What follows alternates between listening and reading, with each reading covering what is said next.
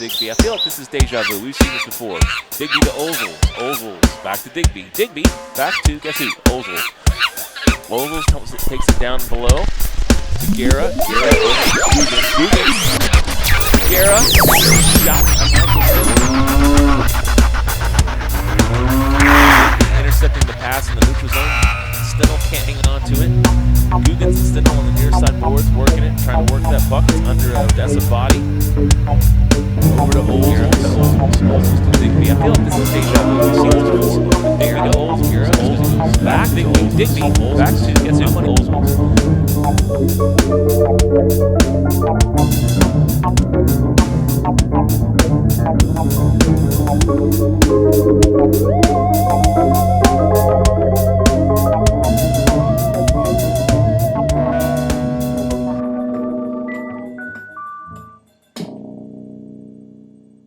So, all right, ready, Sam? 3, 2. Gloves off, episode number 8, the Great 8, with my man, former crosstown rival. Now we're just friends. The voice of the Allen Americans, and most recently New Mexico Ice Wolves, Tommy Daniels. Tommy, how you doing, buddy? Hey, Chad, great to see you. Awesome to see you last weekend. That was fun. I got to admit, no hockey calling on this side of town until December. So, getting the opportunity to come over there and call games again in that great building where I've been many, many times, it was just a real honor. Well, so you and I know each other from Central Hockey League days, many, many battles, but you first got it into broadcasting, wasn't it in this league with the Tornado? Indeed, that was my start for a couple of years, back in the day, and I was doing that while I was working at the Ticket, because at the time we were just calling home games. I did make the occasional trip to Amarillo, Wichita Falls, a few of those spots, but for the most part it was just home games. And then when the Americans, were formed in 2009, I had to make that big decision, and at first it was going to be just home games only. When I first met with Steve Duchesne and at the time Matt Canavan, who was the vice president of the team, and Duchesne the president. And then all of a sudden the plan changed, and it was like, hey, we want you to travel with the team. We want you full time. It was a tough decision, Chad, because, I'd been, in radio in Dallas for a long time, and really had to think about it, make sure it was the right thing to do. But looking back now 12 years ago, it definitely was the right move. It's been 12 years. This is my 12th year with Allen. Hard to believe. It's crazy. That's awesome. That's awesome. Well, I remember we were the defending champs when you guys entered the league. Right. And I remember when there was talk about a team coming in Allen, and I was like, Allen? What the hell, Allen? What is an Allen other than Allen Eagles football? And, people would say back to me, well, you're in North Richland Hills. How is it any different? Right. And, I remember the name the team contest and all the little things leading up to it. But we didn't have our first taste of that blood, that crosstown blood, like the old Texans and Blackhawks or Fire and Freeze back in the days, until I think the first Brahmas Americans game was in the Allen Community Ice Rink, wasn't it? It was. That was a preseason game. The building wasn't quite ready to host hockey yet, so the two teams got together in the community ice rink, and that was where the rivalry started.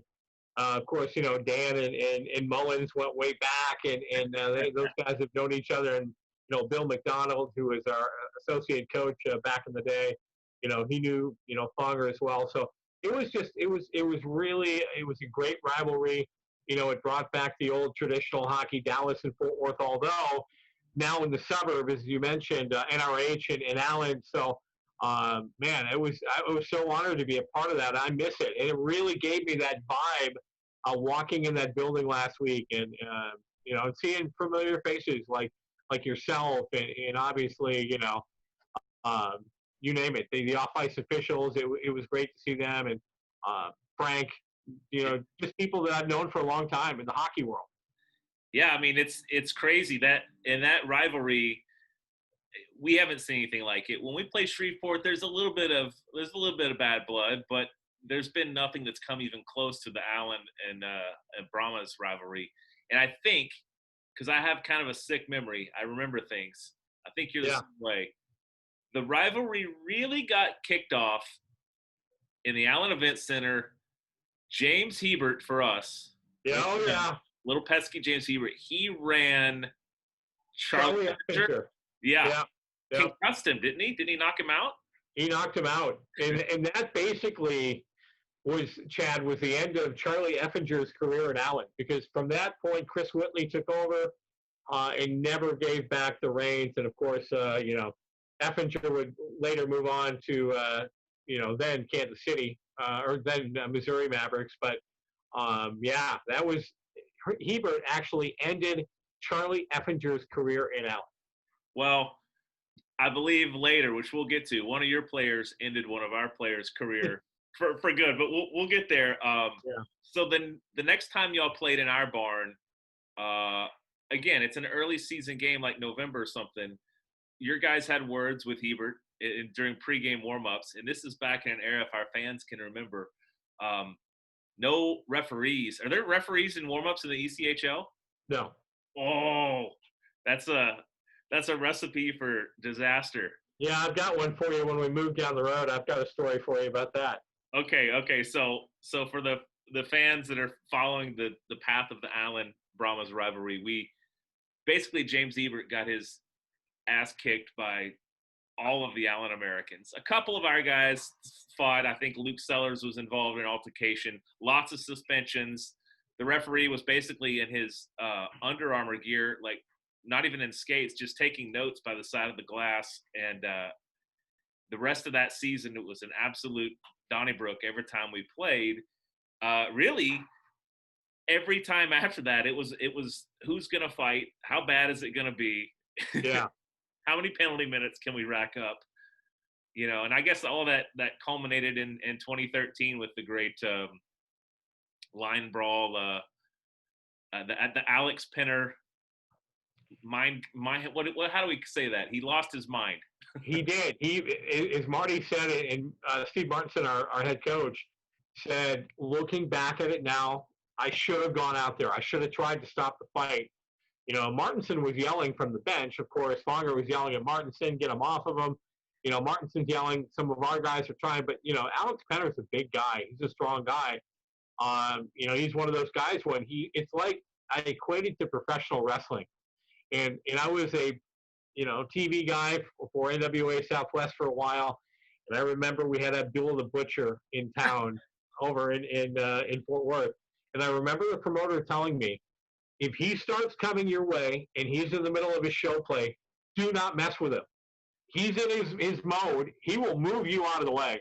It's kind of the way it was with Alex. Alex was just one of those guys that, once he was in his all-go mode, there was no stopping. And that was a very horrific situation. I remember that night so well. And obviously at the point of, somebody's got to stop that. And eventually, it was stopped. But I remember seeing Schneider laying on the ice and just thinking, man, I was just hoping that he was going to get up, at that point, because it was scary. It definitely was. And as much as intense as our rivalry was between, the Brahmas and the Americans, you never want to see a player get hurt, either side. It's tough. And that was one scary night. I'll never forget that night as long as I broadcast. And it was usually when one team gets 3 or 4 goals up on the other, that's when the gasoline has been dumped all over the campfire, and we've got issues. And that's exactly, I think we were up 6-2 or something like that evening. Yeah. Schneider never played again, to my knowledge. Yeah. Retired from hockey. And Penner, I don't think, was allowed back in the U.S. Is that right? Well, a few years ago, coincidentally, Steve Martinson was trying to bring him back, and because Wichita had a guy coming in, and the league got wind of it and stopped it. They put a stop to both. Said he's not going to play. Alex is not going to play. So it never happened. But I'm telling you, I was sitting there, believe you me, when I heard that announcement, or when I heard that, he was coming back, I thought, oh man, this has Fort Worth written all over it again, or in this case, Texas Brahmas. So, um, yeah, that was just a very, very intense guy. Unbelievable guy off the ice, Chad. One of the greatest guys. Great on school appearances, great with kids, great with like I said, signing autographs and doing all the right things. But when he's in his game mode, you know, stay away. That's how a lot of those big tough guys are. They're a maniac on the ice, but then when you peel the curtain back and take them to a school or something, they're just like John Scott in the NHL. He's just the nicest guy. Yeah. It's funny. You remember? Surely we've talked about this. Penner was supposed to be ours that year. Fonger was working really hard to bring him to our team, and I'm sure the dollars were not there. We were operating under the salary cap that year. He even had a jersey set aside for the guy, number 29, and I think the deal fell through. And then when we found out he went to Allen, it was like, oh crap. And little did we know that it really was, crap. It went crazy. Yeah, it did. Oh, go ahead. No, I was just going to say it did. And you know what? I mean, almost I have fond memories of, win or lose. And obviously, we had a tough series, lost to you guys that eventually led to our coach getting fired. But I have so many great fond memories. There's only a couple over the years that were like, wow, I wish, we could turn back time on that. But overall, as I told you when I saw you last weekend, I miss it. I miss the rivalry. I miss those trips at 4 o'clock across town through the traffic up Highway 26. Yeah. Those were great times. And, I hold out hope that someday, some way, that the rivalry can be renewed, because it's not the same. We have big rivalries in our league with Wichita, with Tulsa, with Kansas City, most recently with Idaho. A lot of that having to do with their affiliation with Dallas, but nothing will ever compare to the 121. And you remember the Uncle Bob's Cup? We had that thing. You still have that, right? Still over here. I'll bring it with me. I'll bring it over. Just for the heck of it, it's sitting out in our front office, but nothing will ever replace that.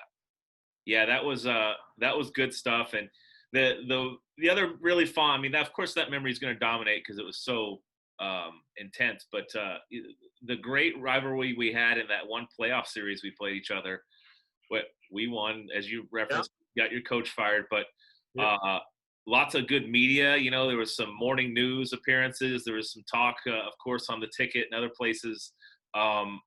Just a really cool vibe that's almost, I hate to say it's playoff-like because it was in the playoffs, so of course it is, but it was almost like championship-like. Like after we won that, it was kind of like, okay, now what? And I think we went out the next round. But wouldn't that have been something? And you think about the old days of hockey. Now, not before I really remember the NHL, but I do remember, back in the day, they used to play 1 versus 16, 15 versus 2, and there was no Eastern or Western Conference. It was the best team against the number 16, and they might even have been more teams playing. And I thought to myself, could you imagine if the old Central Hockey League did it that way, and it could have worked out where the Americans and the Brahmas could have met for the President's Cup championship? That would have been pretty awesome. That would have been a tough ticket to get for a fan. That would have been packed houses every night. Well, absolutely.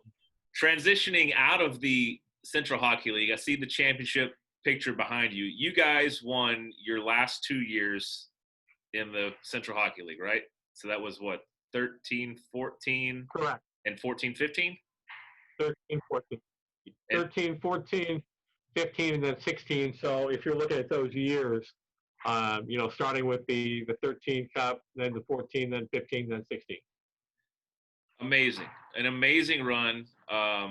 Coach Martinson did a heck of a job. I mean, to win back-to-back is one thing, but to go back-to-back is insane. Tell us, how was the transition to the ECHL? That was something that had kind of been talked about a little bit a few years prior, even prior to maybe Allen joining the CHL? I know that there had been rumors of Tulsa, Wichita, the Brahmas, maybe a couple others making the jump. But how did it work for you guys moving up to the coast? It was fun. Obviously, we missed the rivalry with you guys, but it was fun going to a new league, and nobody respected the Central Hockey League. I'll tell you that. As that year until we beat Ontario, then people started to take notice a bit, and we had to come back. We were actually not far from being down in that series 3-1, and we came back and won that game in their building, and then we won the next game, and then came back here and won in 6 and 7, which was pretty incredible. And we took out one of their top teams in the ECHL. And then of course the finals was against South Carolina, which rolled off if I believe, a 23-game winning streak that year. Nobody gave us a chance in hell of winning that series, but it was tough. It went to a Game 7, but we ended up winning in a lopsided game in Game 7 with Chad Costello. Just a spectacular game in that final game here in our building. And as crazy as it was, Chad, and you talked about the Central Hockey League and the travel in the move to the ECHL, and obviously our travel was much more difficult when we made that transition to the ECHL. A few more flying adventures than we did, back in the old Central League. As a matter of fact, we only flew one time, really, in the Central League, and that was against Rapid City in the finals in our first year. And that was the only time we ever flew. Everything else was via bus.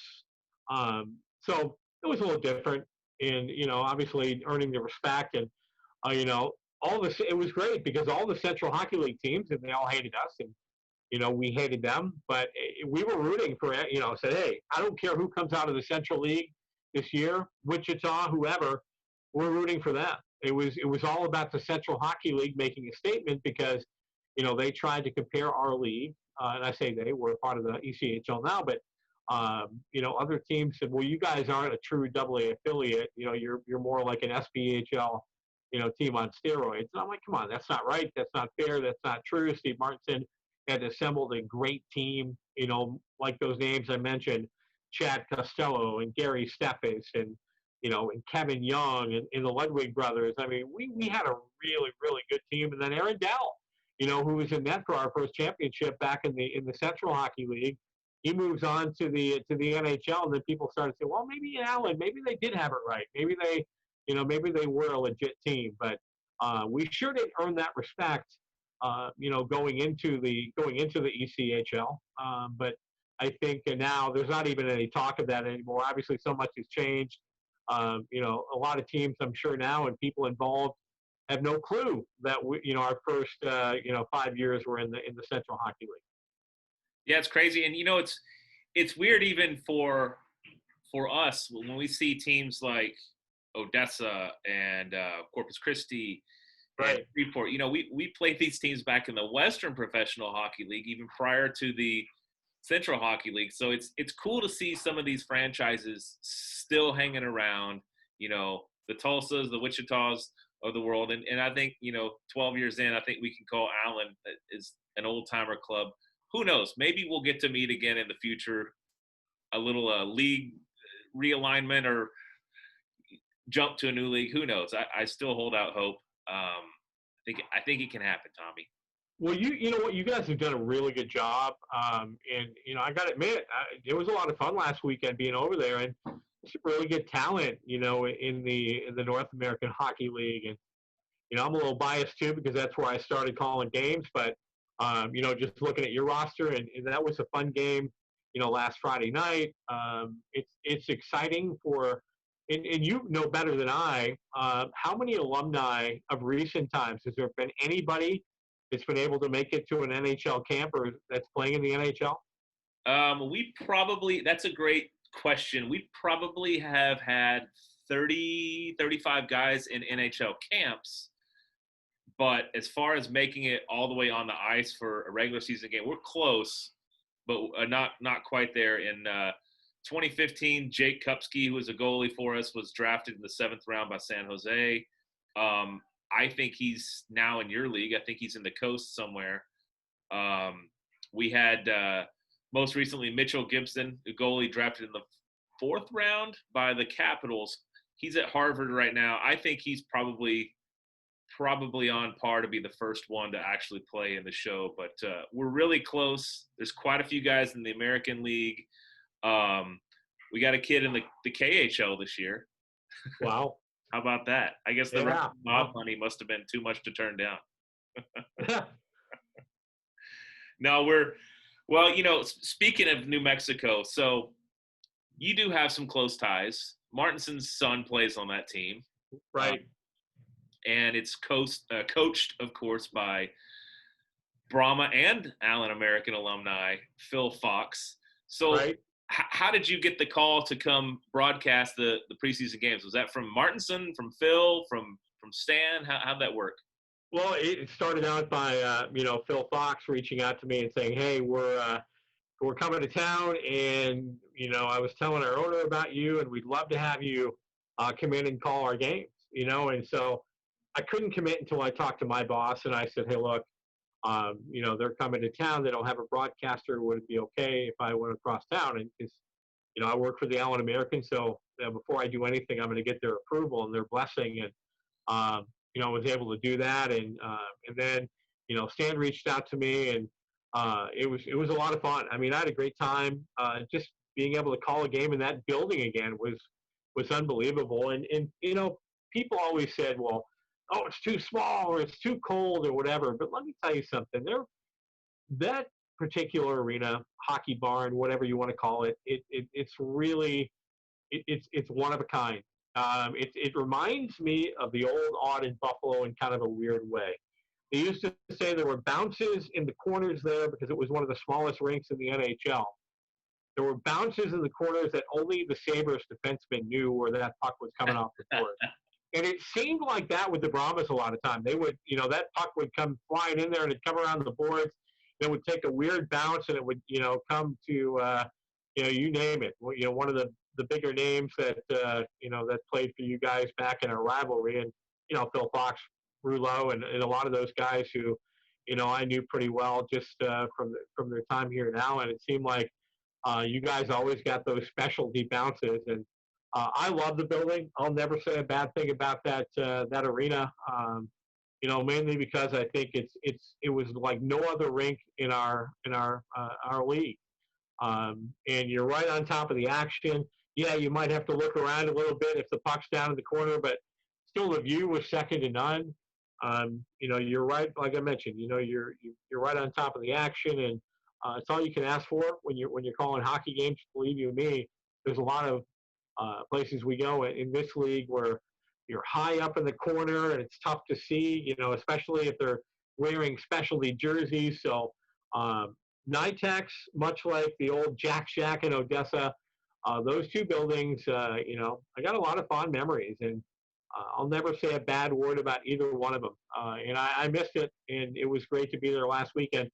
Also, too, the goaltender that played for New Mexico last Saturday, Owen Parker, he is a Buffalo kid, so I took a lot of interest in him. His dad is a talk show host. Oh, really? Yeah, his dad is a talk show host at the All Sports station in Buffalo, WGR. Okay. And here's a little coincidence about that. I auditioned for a job there probably, I don't know, maybe 2006 or 7 because I was at the ticket still. And they wanted to.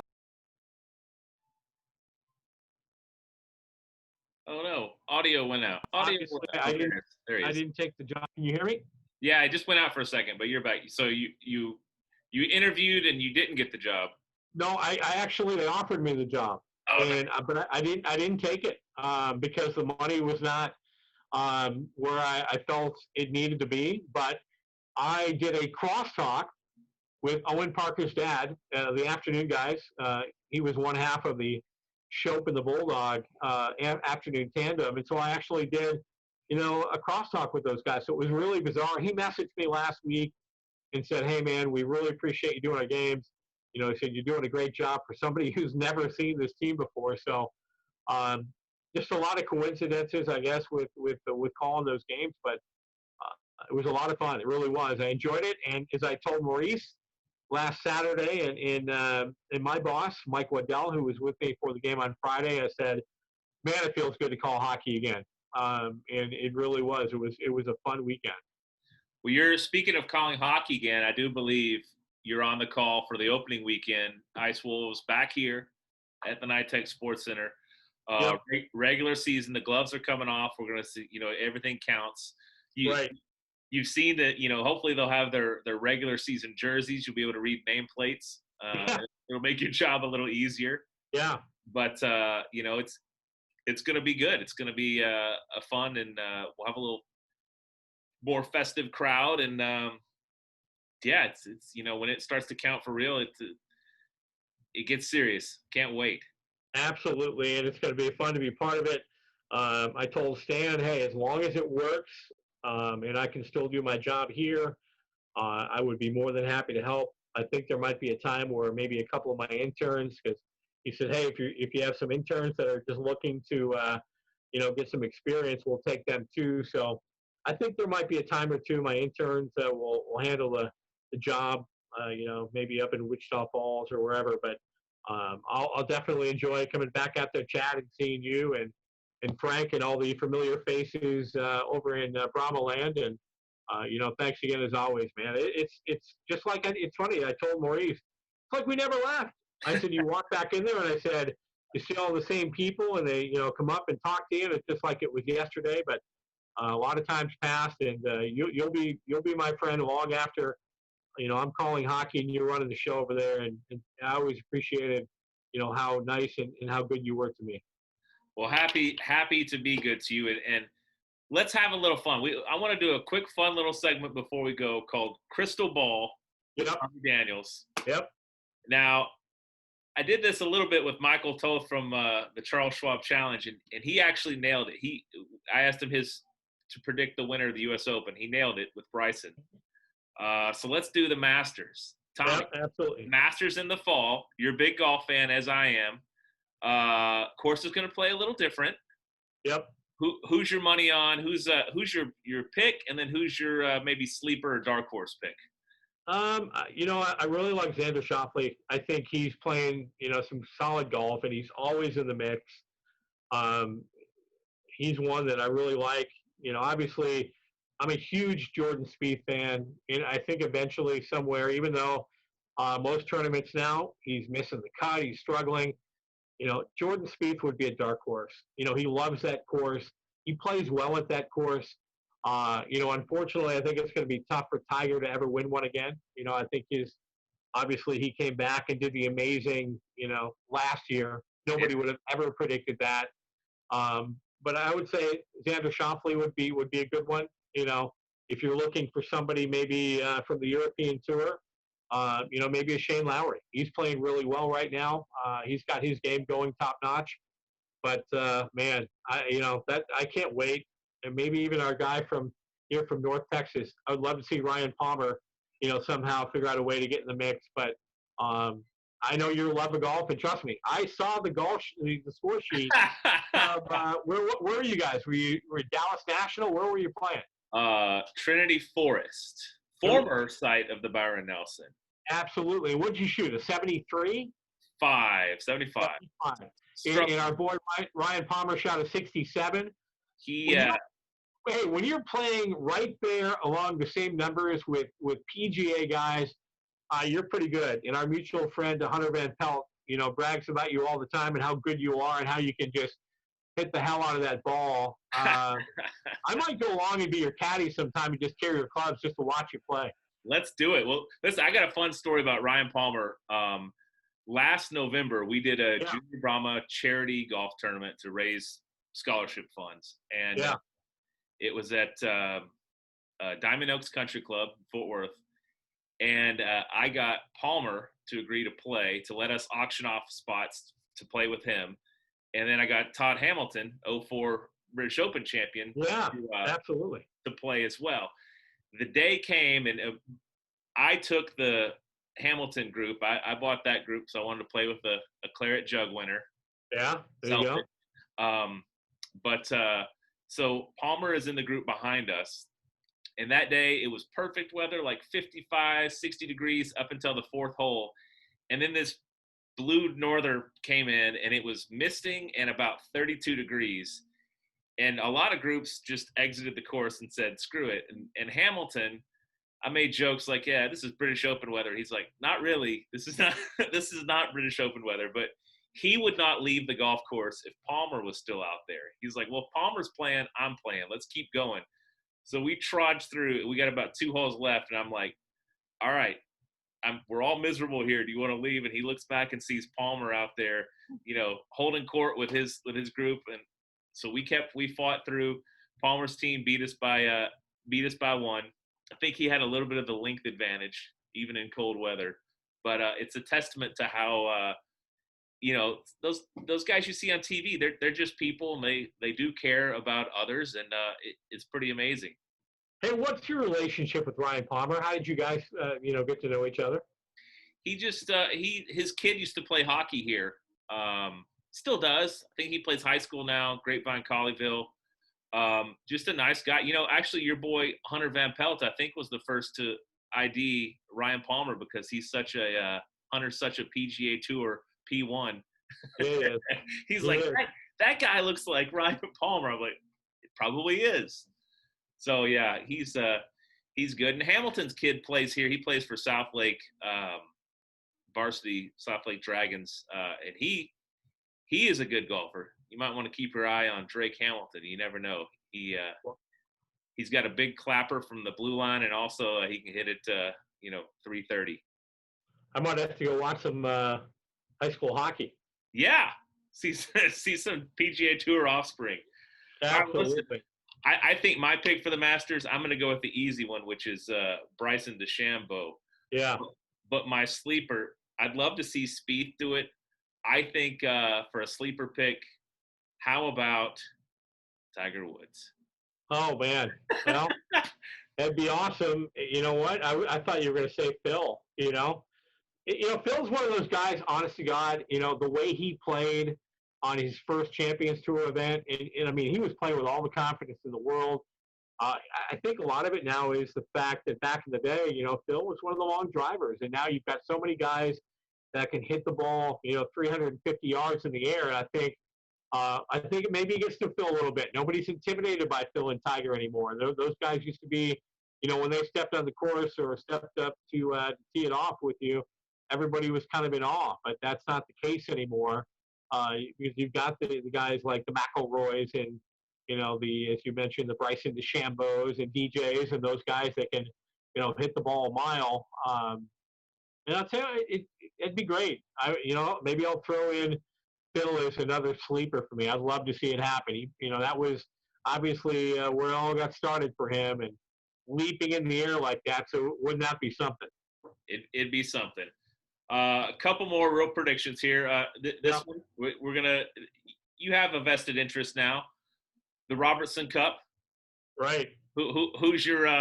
The season hadn't started officially yet, so who looks the best out of the 3 teams that you've seen?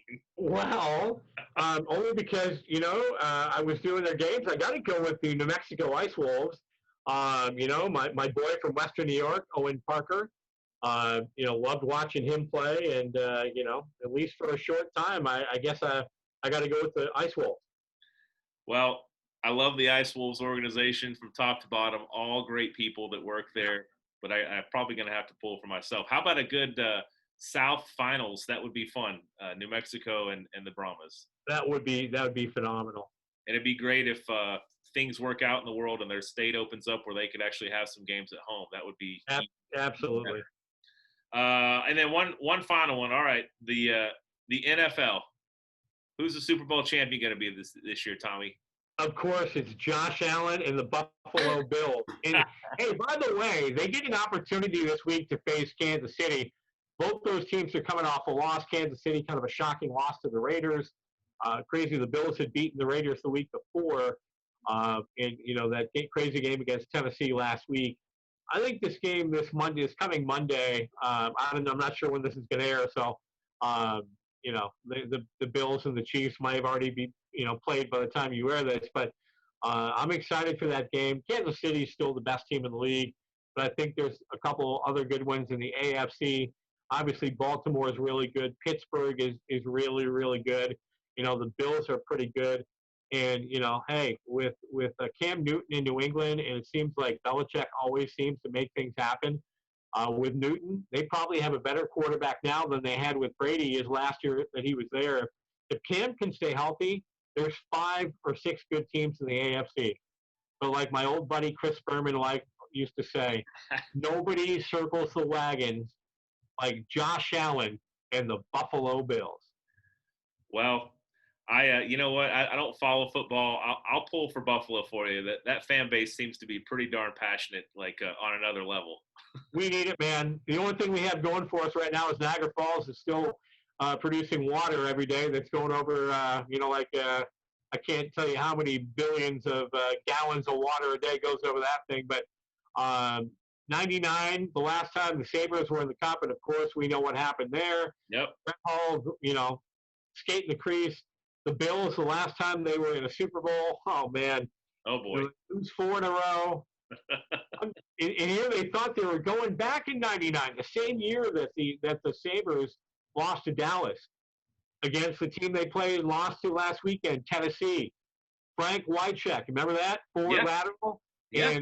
And boy, there's a T-shirt, and I still have it somewhere in the closet. It says, "No goal, wide right, forward lateral, screwed again."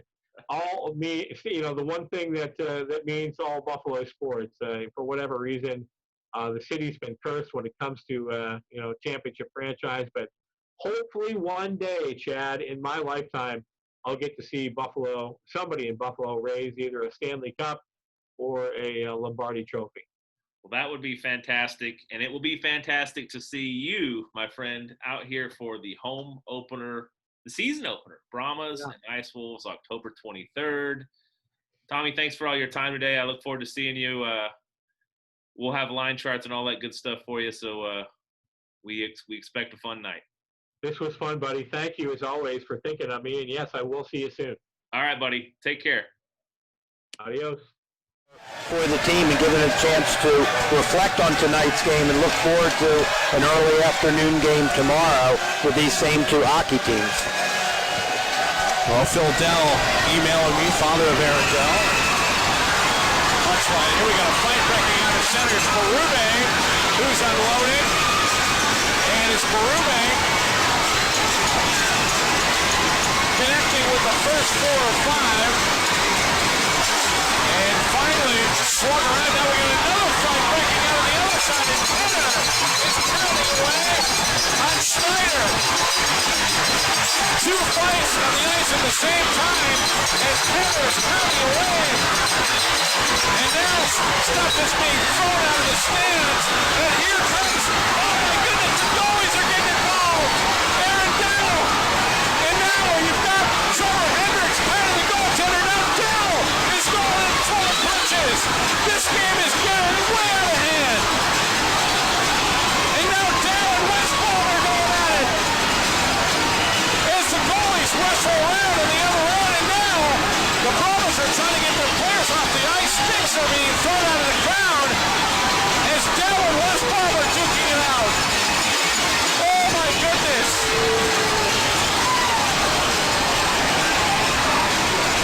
Wow! So much action, everybody jumping into it. It's a rarity to see netminders going at it.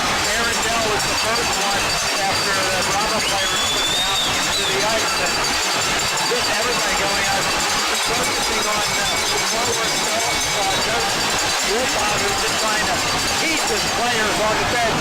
And there he goes after the All-American bench.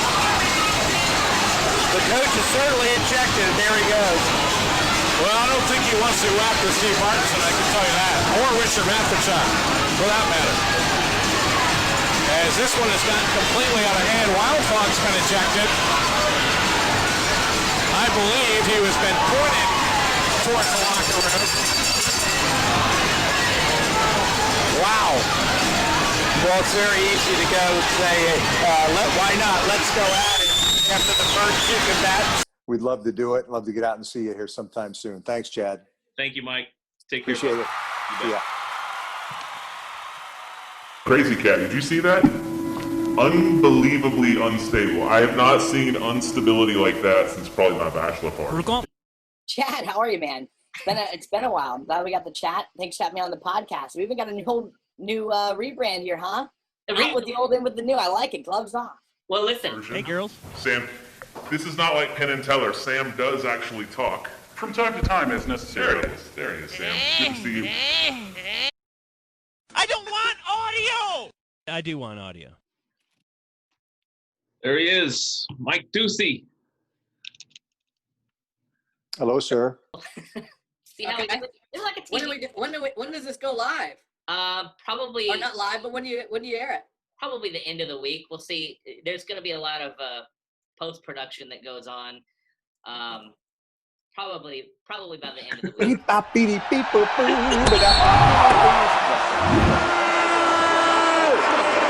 Hello, can you hear me? I can. You got me? I got you. Awesome. All right. Awesome. So, well, hey, I appreciate you taking the time out of your day.